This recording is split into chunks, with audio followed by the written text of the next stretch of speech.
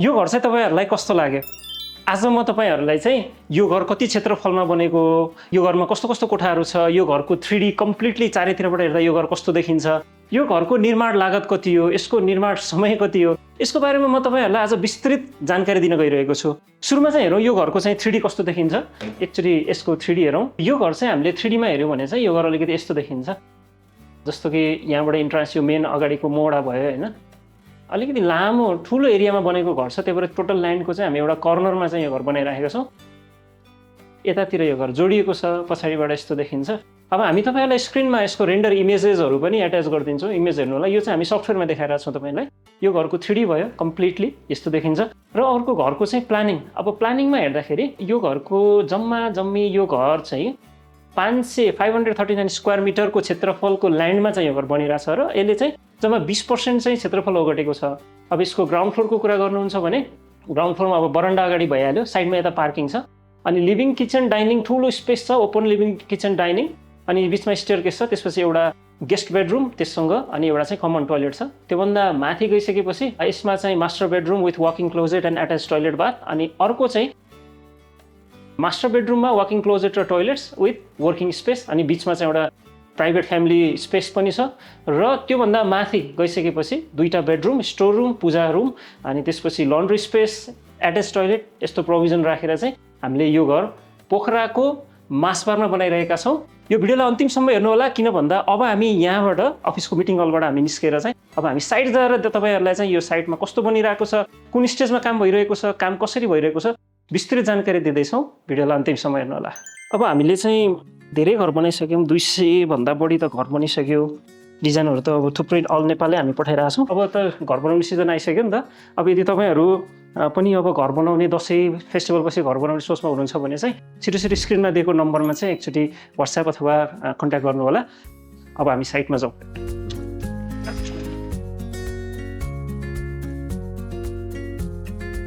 अब हामी एकछिन त्यही अघिकै घरको विषयमा कुरा गरौँ हैन।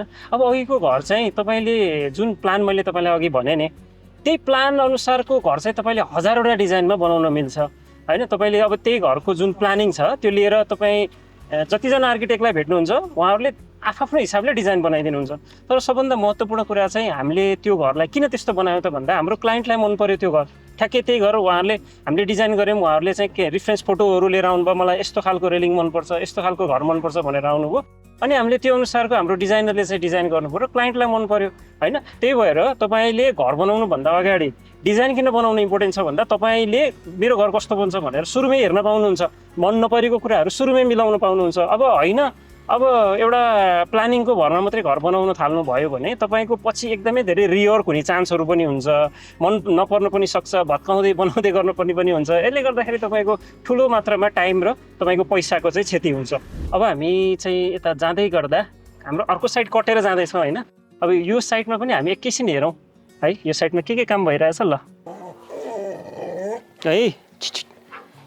अहिले हाम्रो यो साइडमा चाहिँ हामीले टाइबिम गरेर अनि माथि पिलर उठाएर अब पिलरलाई चाहिँ क्युरिङ गरेर छोडेको छ। अब हामी यो पर्टिकुलर साइडमा चाहिँ हामी पहिला ब्रिक वर्क्स गर्दैनौँ, यसमा चाहिँ पहिला फ्रेम उठाउँछौँ। अब मानौँ यो पछि चाहिँ अब सटरिङको काम स्टार्ट हुन्छ, स्ल्याब बन्छ, फेरि हामी यो 3 तला जान्छौँ, 3 तलाको चाहिँ हामी स्ट्रक्चर उठाउँछौँ, अनि लास्टमा चाहिँ बल्ल हामी इट्टाको काम गर्छौँ। अब यहाँनिर अलिकति इट्टा झरेर रहेछ, यो के को लागि हो भन्दाखेरि चाहिँ यो यहाँ भर्याङको लागि, भर्याङको साइडमा अलिकति इट्टाको आवश्यक काम हुन्छ नि, त्यसको लागि हो। अब एकदम राम्रो काम भइरहेछ।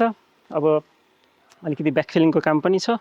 सबभन्दा साइडमा काम गर्दाखेरि चाहिँ एउटा अप्ठ्यारो भनेको चाहिँ अब यो साइडमा चाहिँ हामीले यत्रो ठुलो घर बनाउँदैछौँ नि, हामीसँग कतै पनि स्पेस छैन कि, जस्तो सामान राख्नलाई ठाउँ छैन। त्यही भएर हामीले एकदमै म्यानेज गरेर काम गरेको थियौँ। यो चाहिँ अब बाटोतिर पनि अब्स्ट्रक्ट गर्नु भएन हैन, यतातिर पनि क्लिन राख्नु पर्यो, गर्दाखेरि हामीलाई अलिकति हामीले निर्धारण गरेको टाइमभन्दा चाहिँ हामीलाई 10 दिन जति चाहिँ बढी टाइम लाग्थ्यो। त्यही भएर अब यदि कुनै काम गर्दाखेरि चाहिँ हजुरको साइडमा स्टोरेज गर्न सक्ने ठाउँहरू हैन, त्यो चाहिँ एकदम राम्रो भयो भने पनि कामलाई अझै छिटो गर्न सकिन्छ कि। हुन्छ, अब हामीले भनेकै साइडतिर लागौँ। अहिले चाहिँ अघि जुन हामी तपाईलाई अफिसबाट घर देखाएको थियौँ, अहिले हामी त्यो घरको फर्स्ट फ्लोरमा छु म चाहिँ। अब हामी यो घरको तपाईहरुलाई भित्र लिएर आउँछौँ। भित्र अब के काम भइरहेको छ, कसरी काम भइरहेको छ, काम कस्तो गर्नुपर्छ भन्ने विषयमा पनि म थोरै जानकारी दिन्छु। ल अब हामी भित्रको कुरा गरौँ। अहिले चाहिँ हामीले देखाएको बिल्डिङको ग्राउन्ड फ्लोरमा छौँ। ग्राउन्ड फ्लोरको पनि किचनको पार्टमा छौँ। अब किचनमा चाहिँ सुरुमा यो तलपट्टि फिलिङ गरेर कम्प्याक्सन गरिसकेपछि सोलिङको काम भइसक्यो। अब सोलिङपछि अब यसमाथि चाहिँ ढलान हुन्छ अनि यहाँनिर चाहिँ हाम्रो प्लम्बर दाइले अब प्लम्बिङको काम पनि गरिदिनुहुन्छ। अब यो किचनको लागि यहाँनिर अब बेसिन छ, सायद यहाँ यो ठाउँमा बेसिनको लागि पोइन्टहरू के छ त यसमा? यसमा सिङ छ, सिङ र हिरोगार अर्को एउटा पोइन्ट राखेको छ, के राख्छ पछि त्यो सावलले ल ठिक छ, सिङ छ, युरोगार्ड छ, अब पछि साउले के भन्नुहुन्छ भनेर एउटा एक्स्ट्रा पोइन्ट पनि उहाँले राख्नु भएको छ होइन।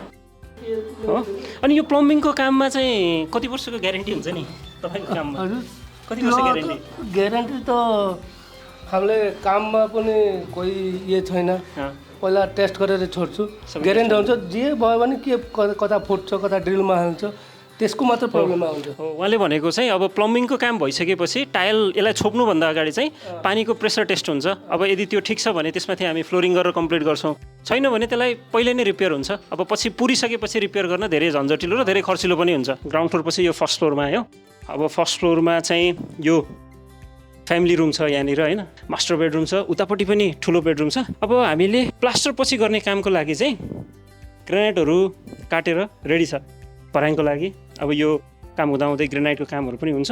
अनि यतापट्टि यो भुइँमा तपाईँहरूले देख्नुहुन्छ यो पाइपहरू बिछ्याएको छ, यो चाहिँ सबै इलेक्ट्रिक पाइप लाइन्सहरू हो। हामीले सकेसम्म भित्ताबाट भन्दा अहिले फ्लोरबाट अथवा सिलिङबाट चाहिँ हामी रन गराउँछौँ पाइप लाइनहरूलाई। अनि त्यसपछि यताभित्रपट्टि प्लम्बिङको काम, अब जस्तो यो मास्टर बेडरुमको वासरुम हो, त्यसको लागि चाहिँ अब यो डाइभर्टर भयो होइन, सावरहरू, अब डिफ्रेन्ट प्रोभिजनको लागि चाहिँ यहाँ यसरी प्लम्बरले पाइप हाल्नु भएको छ। यो चाहिँ इलेक्ट्रिक पाइप भयो, यहाँ चाहिँ एउटा पावर सकेट पनि आउँछ। अब हामी चाहिँ यता एउटा अर्को मास्टर बेडरुममा छौँ, यहाँ चाहिँ बिजुलीको काम हुँदैछ। यतातिर हाम्रो इलेक्ट्रिसियन दाई पनि भेट्नु भयो, उहाँ चाहिँ हाम्रो सुमन दाई। हाम्रो सुरुमै कम्पनीको स्टार्टबाट नै सुमन दाई, राजन दाईहरूले चाहिँ हाम्रो कम्प्लिटली इलेक्ट्रिकको काम हेरिरहनु भएको छ। दाई हाम्रो कम्पनीसँग काम गर्दा कस्तो लाग्छ हजुरलाई? रमाइलै छ, रमाइलो छ, रमाइलै छ। ठिक छ। अलि उहाँलाई चाहिँ बोल्न अलि अप्ठ्यारो लागिरहेको छ क्या सुमन दाईलाई क्यामेरामा? बोल्न अप्ठ्यारो लाग्यो होइन, रमाइलो छ, काम किन रमाइलो हुँदो यतिको अब होइन हो नि। अब चाहिँ हामी योभन्दा माथि सेकेन्ड फ्लोरमा जाऊँ। अब अहिले चाहिँ हामी माथिल्लो फ्लोरमा आयौँ, योभन्दा माथि चाहिँ जान मिलेन। अब यो तपाईँले देखेको पनि यो लगाएर यो प्लेटफर्म बनाएर चाहिँ योभन्दा माथि प्लास्टर गर्दै हुनुहुन्छ। अब म तपाईँहरूलाई थोरै यो ग्रेनाइटको विषयमा कुरा गर्छु होइन। अब यो चाहिँ अहिले हामीले प्यारापिट वालमा, झ्यालढोकाको मुनि सिल लेभलमा पनि ग्रेनाइट हाल्छौँ होइन। अब ग्रेनाइटमा पनि यो चाहिँ सिङ्गल भयो। अब यसमा चाहिँ यो डबल पिस जोडेको छ कि, अब यसलाई चाहिँ हामी डबल भन्छौँ, डबल मोल्ड भन्छौँ होइन। पछि यो धारिलो कुराहरू चाहिँ सबै बोधो भएर यसरी घुम्छ, यसलाई चाहिँ डबल मोल्ड भन्छौँ। अब जहाँ यो डबल हुँदैन यसलाई चाहिँ सिङ्गल भन्छौँ। अब यसको धेरै ठुलो फिचर, धेरै ठुलो भनौँ न यसको काम त केही पनि छैन, तर यसले खालि सर्फेसलाई चाहिँ एकदमै स्मुथ राख्ने भयो होइन। अनि अलिअलि क्र्याकहरू आउन सक्छ, त्यसलाई पनि कन्ट्रोल गर्ने भयो। अनि यो डबल र सिङ्गलले के फरक पार्छ? केही पनि फरक पार्दैन। डबल राख्दाखेरि हजुरलाई डबल मनपर्छ भने डबल हाल्ने हो, सिङ्गल मनपर्छ भने सिङ्गल हाल्ने हो। यसमा धेरै ठुलो कुराहरू सोच्नुपर्ने कुरा केही पनि छैन। तर यसले चाहिँ घरलाई एकदमै राम्रो देखाउँछ यो पार्टले। यता देख्नुभयो यो सर्लकै वहीँसम्म हालेको छ। हामी तपाईँहरूलाई अब एउटा यो प्लास्टरिङमा हामीले यो फाइबर जाली हालिराखेको छौँ, त्यसको पनि म तपाईँहरूलाई थोरै कुराहरू सेयर गर्छु आज। अब यो चाहिँ हजुरले यो देख्नु भएको छ नि, यो आरसिसी भयो, पिल्लर, अनि यता चाहिँ ब्रिक वाल छ। यसको जोइन्टमा चाहिँ हामीले यो फाइबर मेस युज गरेका छौँ होइन। अब यसले गर्दा चाहिँ के हुन्छ भन्दा अझै यो जोइन्ट अझै बलियो हुन्छ, किनकि यो दुईवटा स्ट्रक्चर यो फरक खालको नेचर भएको दुईवटा एलिमेन्ट भयो होइन। त्यही भएर अब तातोमा चिसोमा होइन कन्ट्राक्सन एक्सपेन्सन हुँदाखेरि यो जोइन्टहरू अलिकति कहिलेकाहीँ क्र्याक देखिने भएको भएर चाहिँ अझै बेटर होस् भन्नको लागि हामीले यो फाइबर मेस, अब हजुरले माथि पनि देख्नुहुन्छ जहाँ जहाँ आरसिसी र कलम, फेरि आरसिसी र ब्रिक वर्क जोडिएको छ, त्यहाँ चाहिँ हामीले यस्तो प्रयोग गरिरहेका छौँ।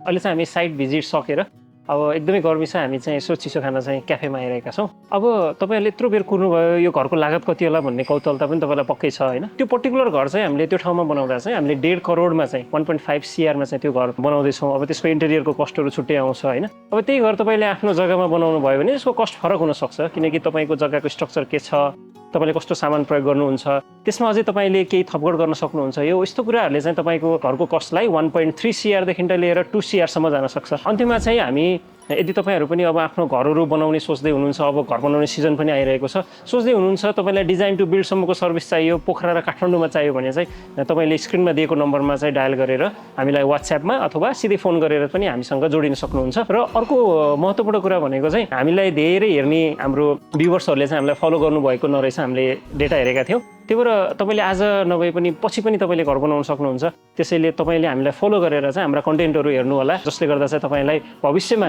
घर बनाउनलाई पनि तपाईँलाई धेरै हेल्प गर्छ। हुन्छ, अब यस्तै भिडियो चाहिँ हामी अर्को साइटको पनि लिएर आउनेछौँ। धन्यवाद।